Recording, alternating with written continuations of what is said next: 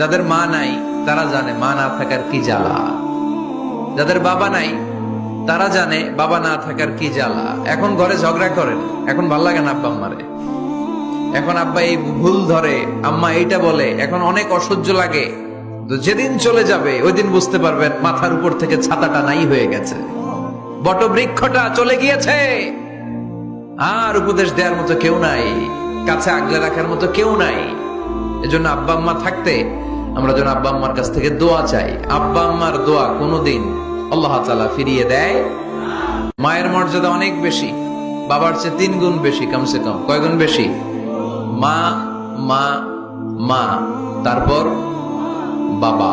3 বার মা। কয়বার মা? 1 বার বাবা। তার মানে মাকে ইসলাম দিয়েছে স্বর্ণ পদক, দিয়েছে রৌপ্য পদক, দিয়েছে ব্রোঞ্জ পদক, আর বাবাকে দিয়েছে সান্ত্বনা পুরস্কার।